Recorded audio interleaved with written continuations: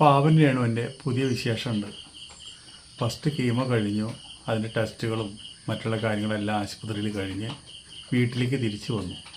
ഇനി വീട്ടിൽ കുറച്ച് നാൾ റെസ്റ്റ് എടുത്തിട്ട് ഹെൽത്തൊക്കെ ഒന്ന് ഓക്കെ ആയി കഴിഞ്ഞതിന് ശേഷം രണ്ടാമത്തെ കീമോയ്ക്ക് വീണ്ടും പോയിട്ട് അഡ്മിറ്റ് ആവണം. അത് 2 ആഴ്ച കഴിഞ്ഞിട്ട്. അപ്പോൾ ഏറ്റവും വലിയ സങ്കടം എന്താണെന്ന് വെച്ചിട്ടുണ്ടെങ്കിൽ മുടിയൊക്കെ പറ്റ വെട്ടി. അപ്പോൾ ഈ മുടിനെ കുറിച്ച് നമ്മൾ ബിഗ് ബോസിൽ നമ്മൾ ഒരുപാട് കണ്ടതാണ്. ഏതോ ഒരു കമ്പനിക്കാർ ഒരു ടോപ്പ് വെച്ച് കൊടുത്തിട്ട്, രേണുവിന് മുടി ഉണ്ട്, പക്ഷെ എന്നിരുന്നാലും എല്ലാ ആൾക്കാർക്കായാലും 2-3 ടോപ്പൊക്കെ ഉണ്ടാവും. എന്ന് വെച്ചിട്ടുണ്ടെങ്കിൽ മാറി മാറി വിൽക്കാനായിട്ട് ഏത് നടനായാലും നടിയായാലും ഒക്കെ ഉണ്ടാവും അങ്ങനെ. അപ്പോൾ അങ്ങനെ ആ ടോപ്പ് വെച്ചു. അവിടെ ചെന്നപ്പോൾ മുടിയിൽ മുഴുവൻ പാൻ വന്നിട്ട് അത് പറഞ്ഞിട്ട് കളിയാക്കി ഒരുപാട് അവിടുത്തെ മത്സരാർത്ഥികൾ നടന്നിട്ടുണ്ട്. അപ്പോൾ ഇപ്പം നമുക്ക് ശരിക്കും പറഞ്ഞു കഴിഞ്ഞാൽ സഹിക്കാൻ പറ്റില്ല. ഇങ്ങനെ ഒരു ശരിക്കും പറഞ്ഞ ഒരു ഓടിച്ചാടി നടന്നിരുന്ന നമ്മുടെ കുട്ടികളുടെ മനസ്സുമായിട്ട് ഇങ്ങനെ ഓടിച്ചാടി വീഡിയോ ചെയ്യുന്നതും ഉരുളയ്ക്ക് ഉപ്പേരി വർത്തമാനം പറയണതും ഒക്കെ ഭയങ്കര സ്മാർട്ടാണ്. അതുപോലെ ഭയങ്കര ബോൾഡാണ്.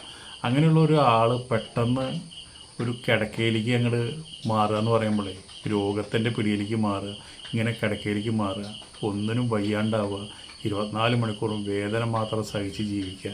ആ ജീവിതം നമ്മളൊന്ന് ആലോചിച്ച് നോക്കി കഴിഞ്ഞാൽ നമുക്കറിയാം, നമുക്കൊരു തലവേദന വന്നു കഴിഞ്ഞാൽ ഇത്തിരി നേരം നമുക്ക് സഹിക്കാൻ പറ്റില്ല. അപ്പോൾ അത്രയും കഠോരമായിരിക്കില്ല ആ ഒരു സംഭവം. നമ്മളൊന്ന് വേദനയും അതിൻ്റേതായുള്ള ബുദ്ധിമുട്ടുകളും നമ്മളൊന്ന് ആലോചിക്കുക. ബിഗ് ബോസ് ഹൗസിലായിരിക്കുമ്പോൾ തന്നെ രേണുവിന് ഈ രോഗത്തെക്കുറിച്ച് അറിയാം. ഈ രോഗത്തിൻ്റെ തീവ്രതയും അതിൻ്റേതായുള്ള പ്രശ്നങ്ങളൊന്നും ശരിക്കും അത്രയും അങ്ങോട്ട് ബോധവതി ആയില്ല എന്ന് തോന്നുന്നുണ്ട്. ഇങ്ങനെ ബ്രസ്റ്റിലൊരു മുഴയുണ്ട് എന്ന് മാത്രം അറിയാം, പക്ഷെ ആ മുഴ ഇങ്ങനെ ഒരു 4ാം സ്റ്റേജിലേക്ക് കടക്കുമെന്നൊന്നും അന്ന് രേണുവിനെ അറിയില്ല. അന്ന് രേണുവിൻ്റെ ഏറ്റവും അടുത്ത സുഹൃത്തായിരുന്നു ശാരിക.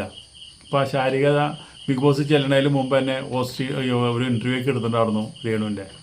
ആ ഇൻ്റർവ്യൂക്ക് എടുത്തിട്ട് പിന്നെ അവർ ബിഗ് ബോസ് ഹൗസിൽ ഒരുമിച്ചായപ്പോൾ രേണുവിൻ്റെ രോഗവിവരം കൃത്യമായിട്ട് പറഞ്ഞതാണ്. പക്ഷെ ശാരിക അത് പുറത്ത് പറയാൻ പാടില്ലല്ലോ എന്ന് വിചാരിച്ച് പറഞ്ഞില്ല. ഇപ്പം ആ ശാരിക ആ ഒരു രോഗവിവരം ഇപ്പോൾ പുറത്ത് പറഞ്ഞിരിക്കുന്നത്. അത് നമുക്കൊന്ന് കാണാം. അത് കഴിഞ്ഞിട്ട് നമുക്ക് രേണുവിൻ്റെ ഇപ്പോഴത്തെ ഒരു അവസ്ഥ നമുക്ക് സംസാരിക്കാം. സുഖമുണ്ടായിരുന്നെന്ന് രേണു എന്നോട് പറഞ്ഞിട്ടുണ്ട്. അതെനിക്ക് ലോകത്തോട് വിളിച്ച് പറയേണ്ട കാര്യം ഉണ്ടായിരുന്നില്ല. രേണുവിനെ ഏറ്റവും അടുത്തറിയാവുന്ന ഈ സത്യങ്ങൾ അറിയാവുന്ന കൂട്ടത്തിൽ ഒരാൾ ഈ ശാരികയുമാണ്. ഹോട്ട് സീറ്റിന് ശേഷം ബിഗ് ബോസിൽ വന്ന് ഞങ്ങൾ നല്ല സുഹൃത്തുക്കളായി മാറി. അവർക്കെതിരെ വരുന്ന ആരോപണങ്ങൾക്ക് നീതി എന്ന് തോന്നുന്നതൊക്കെ ഞാൻ സപ്പോർട്ട് ചെയ്തിട്ടുണ്ട്. കൂടുതൽ ആൾക്കാരും ആണും പെണ്ണും ഉൾപ്പെടെ എന്നെ വിമർശിക്കുകയാണ് ചെയ്തിട്ടുള്ളത്. നിങ്ങളൊരു നല്ല സ്ത്രീയാണ്, നിങ്ങൾക്കൊരു ഡിഗ്നിറ്റി ഉണ്ട്, നിങ്ങൾ എന്തിനാണ് ആ രേണു സുനയുടെ പുറകെ പോകുന്നത്, രേണു സുധിയുടെ പുറകെ പോകുന്നത്, രേഷ്മ പി തങ്കച്ചന്റെ പുറകെ, അങ്ങനെ വിമർശനങ്ങൾ എന്ന് പറഞ്ഞാൽ അത് മാന്യമായി പോകും. അതിന് ക്രൂരമായ വാക്കുകൾ. അന്നും ഇന്നും ഞാൻ നിങ്ങളോട് ഒറ്റ കാര്യമേ പറഞ്ഞിട്ടുള്ളൂ. അവർ രാജ്യദ്രോഹ കുറ്റം ചെയ്തിട്ടില്ല, അവർ പ്രോസ്റ്റിറ്റ്യൂഷൻ ചെയ്തിട്ടില്ല. പ്രോസ്റ്റിറ്റ്യൂഷൻ ഓരോരുത്തർ ഫ്രീഡമാണ്, അത് നമുക്ക് പറയാൻ റൈറ്റ് ഇല്ല. എങ്കിലും ഞാൻ പറയുവാണ്, നമ്മുടെ സദാചാരങ്ങളോടായി പറയുന്നത്. അവരാരുടെ മുമ്പിൽ തുണി പറിച്ച് ആടിയിട്ടില്ല, അവർ ക്യാബറയെ കളിക്കുന്നില്ല, പിന്നെ അവര് മതസ്പർദ്ധ നടത്തിയിട്ടില്ല. ഇന്ന് എന്റെ അറിവിൽ ഇന്നേ വരെ ഒരു മീഡിയയിലും വന്നവരത് പറഞ്ഞിട്ടുമില്ല. ജാതി പറയുകയോ മതം പറയുകയോ ഒന്നും ചെയ്തിട്ടില്ല. അവർക്ക് ഇഷ്ടമുള്ള സാധനം അവർ ചെയ്തു ജീവിച്ചു, അത്ര തന്നെ. അതുമാത്രമാണ് രേണുസുതി ചെയ്തത്. ജീവിക്കാൻ വേണ്ടി കെട്ടിയാടിയ ഒരു മുഖം, ആ മുഖം അവർ തന്നെ അഴിച്ചു വെച്ചു. അതെന്തിനായിരുന്നു എന്ന് അവർ പറഞ്ഞു കഴിഞ്ഞു. ഇനിയെങ്കിലും നിർത്തിക്കൂടെ?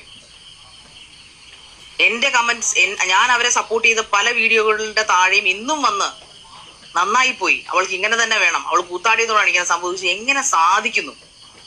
ഇതിൽ നിന്ന് എനിക്കൊന്ന് മനസ്സിലായി, സാധാരണ ജനങ്ങൾക്ക് അവർക്ക് ഒരുപാട് ദയയും കരുണയുള്ളവരാണ് മലയാളികൾ. പക്ഷെ സോഷ്യൽ മീഡിയയിൽ ഇരിക്കുന്ന കമന്റോളി കുറെ മലയാളികളുണ്ട്. ദുഷ്ടമൃഗങ്ങൾ, ദുഷ്ടജന്മങ്ങൾ, ഒരു മനസാക്ഷിയും ഇല്ലാത്ത ഫേം വയറുകൾ, അല്ലെങ്കിൽ എന്താ പറയുക, വൈറസുകൾ, ഒരിക്കലും നശിപ്പിക്കാൻ പറ്റാത്ത കുറെ വൈറസുകൾ. എല്ലാ ആശകളും നശിച്ച് ഇത്രയും നാൾ ഇതുപോലെ കളിച്ച് ചിരിച്ച് കേൾക്കാൻ പറ്റിയായി ഓടി നടന്നിരുന്ന രേണു ശരിക്ക് ഇങ്ങനെ കിടക്കണ സമയത്ത് ഇങ്ങനെയുള്ള കമൻറ്റുകൾ ഇടുന്നവരൊക്കെ, നിനക്ക് ഒറ്റ കാര്യം നമ്മൾ പറയാനുള്ളൂ, 7 ജന്മം പോലും നിങ്ങൾ അനുഭവിച്ചാൽ തീരില്ല ഈ പറഞ്ഞ വാക്കുകൾക്കുള്ള ശാപം. രേണു സോഷ്യൽ മീഡിയയിൽ വന്നിട്ട് എന്തൊക്കെയോ കാട്ടിക്കൂട്ടി, കുറേ ടെലിഫിലിമുകൾ എടുത്തു, കുറേ ഇൻ്റർവ്യൂവിന് പോയി, അതുപോലെ കുറേ ഗൾഫിലേക്ക് പോയി, കുറേ ഉദ്ഘാടനങ്ങൾക്ക് പോയി.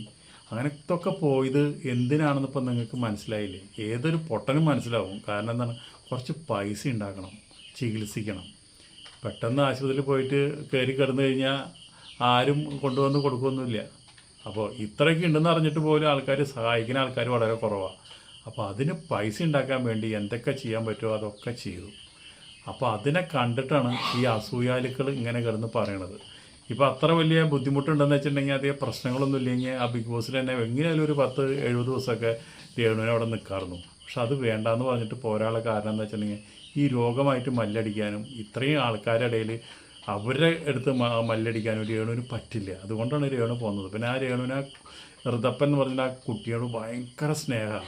അതും കൂടി വെച്ചിട്ടാണ് മൂപ്പര് കടന്ന് എത്രയും പെട്ടെന്ന് സ്ഥലം വിട്ടത്. അവിടെ കിടന്നു കഴിഞ്ഞ് കഴിഞ്ഞാൽ ടെൻഷൻ അടിച്ചിട്ട് ഇതിൽ മുമ്പേ രോഗം ഒക്കെ പുറത്ത് വന്നേനെ. പിന്നെ അവരോട് കിടന്ന് മല്ലടിക്കേണ്ട കാര്യമില്ല. കാശല്ലല്ലോ വലുത്, ആരോഗ്യമല്ല വലുത് എന്ന് വിചാരിച്ചിട്ടാണ് ശാരികയോട് കാര്യങ്ങളൊക്കെ പറഞ്ഞിട്ട് അവിടെ നിന്ന് എത്രയും പെട്ടെന്ന് സ്കൂട്ടായത്. അതെന്തായാലും നന്നായി നമ്മൾ പറയും. അതിന് പുറത്ത് വന്നതിന് ശേഷം ഒരുപാട് പൈസ ഉണ്ടാക്കാൻ കഴിഞ്ഞു. അപ്പോൾ ആ പൈസയൊക്കെ ഇപ്പോൾ ഒന്ന് ഉപയോഗിക്കാം. എന്തെല്ലാം കേട്ടു, എന്തെല്ലാം ആൾക്കാരെ വായിലിരിക്കുന്നത് കേട്ടു, എന്തെല്ലാം അസൂയ കേട്ടു, എന്തെല്ലാം ശാപവാക്കുകൾ കേട്ടു. ഇപ്പോൾ അവരൊക്കെ ഇപ്പോൾ ഒരുപാട് ആൾക്കാർ രേണുവിന് പിന്തുണയുമായിട്ട് വന്നിട്ടുണ്ട്. അത് നല്ലൊരു കാര്യമാണ്. നിങ്ങളെല്ലാവരും ഈ ഒരു വാക്ക് പോലും രേണുവിനെ കുറിച്ച് മോശം പറയരുത്. ഈ മുടിയൊക്കെ പഠിച്ചിട്ടുള്ള ആ ഒരു ഫോട്ടം തന്നെ കണ്ടു കഴിഞ്ഞാൽ നമുക്ക് സഹിക്കുമോ? എന്നിട്ട് നിങ്ങൾക്ക് ഇങ്ങനെയൊക്കെ പറയാൻ തോന്നുന്നുണ്ടല്ലോ. ഇത്ര മാത്രം നമ്മൾ പറയുന്നുള്ളൂ. ഇനി പുതിയ അപ്ഡേറ്റ് എന്താണെന്ന് വെച്ചിട്ടുണ്ടെങ്കിൽ നമുക്ക് അടുത്ത വീഡിയോകളിൽ നമുക്ക് പറയാം. ഇപ്പോൾ ഇതത്രയുള്ള വിശേഷങ്ങൾ. നിങ്ങളെല്ലാവരും പ്രാർത്ഥിക്കുക, അല്ലാണ്ട് വേറെ ഒന്നുമില്ല. ഇതിലിപ്പോൾ ഈ ക്യാൻസർക്ക് ചെയ്യാവേണ്ട കാര്യങ്ങളൊക്കെ ഡോക്ടർമാർ ചെയ്യുന്നുണ്ട്. ഇതിലും വലുതൊന്നും ചെയ്യാനില്ല. പക്ഷേ സമയം ഒരുപാട് വൈകിയ കാരണം ഒരുപാട് ബുദ്ധിമുട്ടാണ് ചികിത്സയ്ക്ക്.